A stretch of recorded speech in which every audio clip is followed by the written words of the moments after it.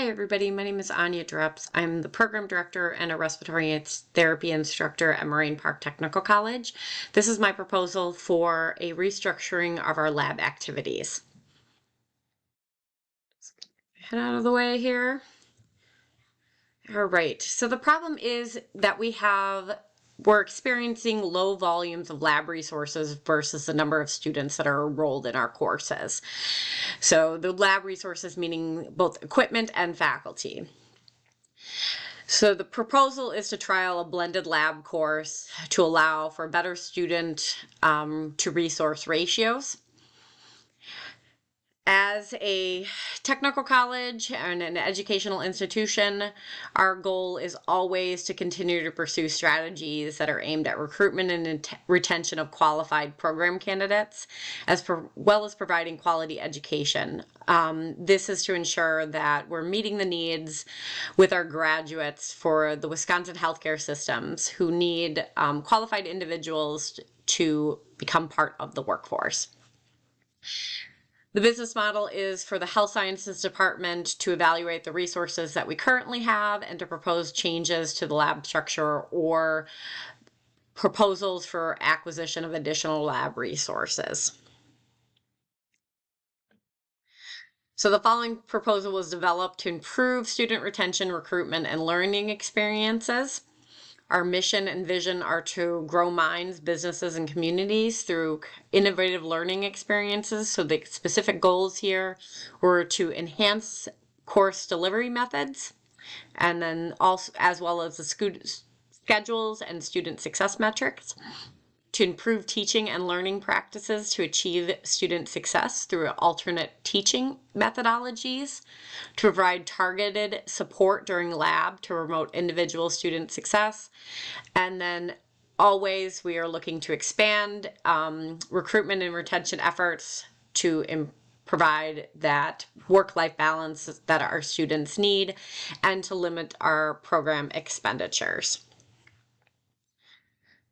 So the team responsible for this proposal are the Dean and Associate Dean of Health Sciences. So the Dean is responsible for long and short-term range plans. They help facilitate academic program planning, all of our faculty and administrative matters. And the Associate Dean works closely with the program director to develop and achieve annual goals and objectives. So the program director and the director of clinical education are responsible for curriculum development and course content. The program director also assigns adjunct faculty to courses and helps facilitate adjunct faculty with content development and course delivery. Ultimately, our program is responsible to an advisory committee that is made up of not only program faculty, but graduate and student representatives, college administration, area employers, and our medical director. So this advisory committee is here to review all of our outcome data, student survey responses. They also look at making recommendations to any program changes that we have, any of our timelines, and to finalize any implementations of changes. So the root of the problem with our lab is based in the adult learning theory, which describes ways in which adults assimilate knowledge, skills, and attitudes. Okay, so there's an emphasis in this theory for adult learners to be actively involved in their learning, which is the whole purpose behind lab. So we, as a medical-based program, we use a lot of simulation-based education. This allows students to perform activities in that simulated environment. It promotes that active involvement. It also gives students a safe place to practice the skills, the clinical skills that they're going to need in their jobs without endangering patients and or fear of issue.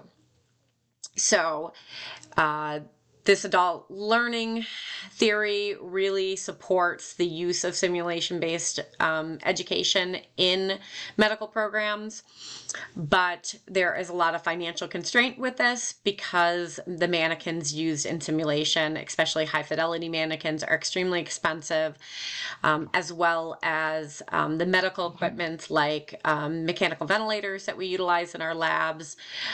Those also come with high price tags. So in order to minimize costs to the program, we decided that just acquiring additional equipment for students was probably not our best choice. So this proposal also gives us a little bit of a competitive advantage against other technical institutes or technical programs in our state. We are looking to kind of address the struggles that students face with commuting to campus and balancing the requirements for coursework against kind of their personal and financial obligations. And by doing this, we're hoping to demonstrate to our students that we are also committed to their learning goals and kind of set ourselves apart from other technical colleges that may not be offering similar experiences. So we understand that students often juggle multiple priorities like family, work, and school, and oftentimes these priorities can create conflict and stress for our students. So again, in light of our organization's mission and values, we base a lot of importance on supporting our students and finding a balance between school and life in order to achieve optimal academic functioning. So the quality of the relationship that we build with our students is really what's going to determine our ability to recruit and retain future students. So the solution that we are proposing is a 3-credit lecture lab courses will be changed to a blended format, meaning that the lecture and pre-lab activities will no longer be held in person, but be available in an online asynchronous format. This allows students to register for a 2-hour in-person lab session. Each lab session will have a maximum enrollment of 4 students, and there's a maximum enrollment of 16 students for every cohort or class at Moraine Park currently. So there will be, at maximum, 4 lab sections for each course. In order to also help facilitate this and minimize commuting to campus, students' lecture-based courses will be changed to an online format.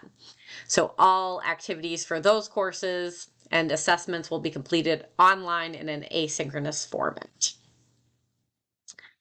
So this proposal or program overview as demonstrated with a kind of a mock schedule.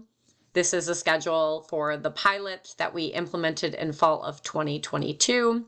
So you see your 4 lab sections on Wednesdays for respiratory life support. Each student only had to enroll in one of those, which limits their on-campus time to 2 hours a week versus the 10 hours a week it was previously. Their Thursdays and Fridays, they are attending clinicals at hospital-based clinicals all day in person from 6 a.m. to 4:30 p.m. And then you see on the sideline, it just notes on additional courses because our semester-long clinicals, they're broken into 2 clinicals so that you see the second half of clinicals there. And then the online course below, which is respiratory disease, that is going to be completely online and offered asynchronously. So we have been able to acquire some student feedback on this. I've kind of placed this kind of in a chart for you to view based off of our historical data. So since our program has been in effect since 2007 was when our program started. And we've been collecting data annually on students' responses or feelings about lab activities, lab equipment. So I gave you the average of their responses there compared to, again, their perception from fall with the new format. These results look really, really promising, but again, I just caution everybody that it was only 12 students that were involved in this first pilot So hopefully with more, with greater implementation, we'll have a little bit larger data set to really evaluate what's working well and what's not. But promising nonetheless.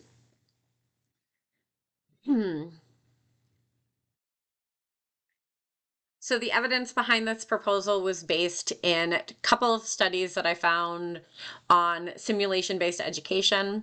So it's well understood and well documented that students require supervision from an experienced instructor to help facilitate simulation-based education. So when those instructor and student ratios are increased, this may lead to passive involvement by students, and difficulty managing engagement during both pre-briefing, debriefing exercises, and even during the activities.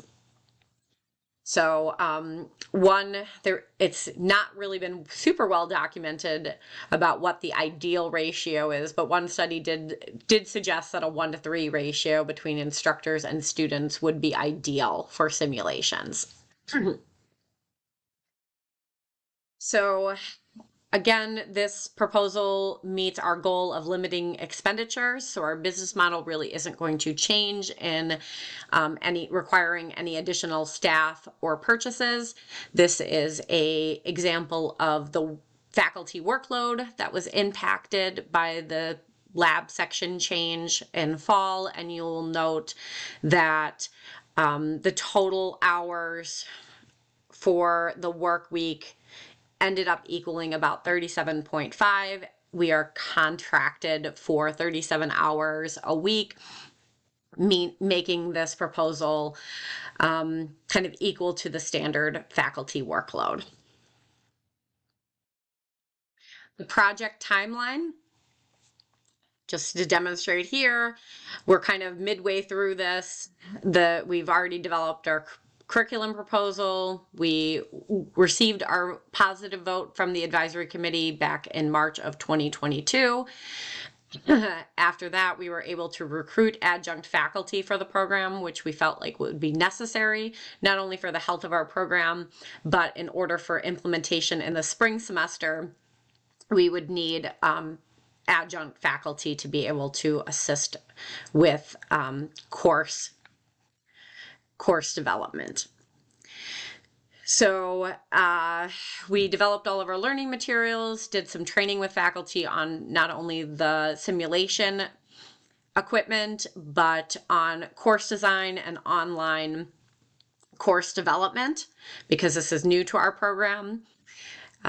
Before implementing that pilot of the new curriculum, we also wanted to make sure that all of our learning materials were developed, and we had detailed requirements for those online courses.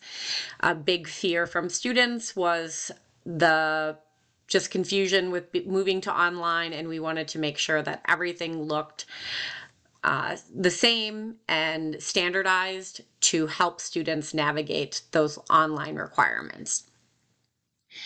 So we implemented our pilot in fall of 2022, and we surveyed our participants in the December of 2022. We've been compiling our responses and working towards the second phase of the implementation, which is spring of 2023. So at the end of the semester, we also look to survey our participants, and we are also bringing this data forward to our advisory committee in March of 2023 to kind of let them know of the changes and get any revisions to our timeline or our processes. And then just finally, this is just some of the references to the studies that were mentioned during the proposal. So thank you guys for your time, and I value any feedback you have on this project.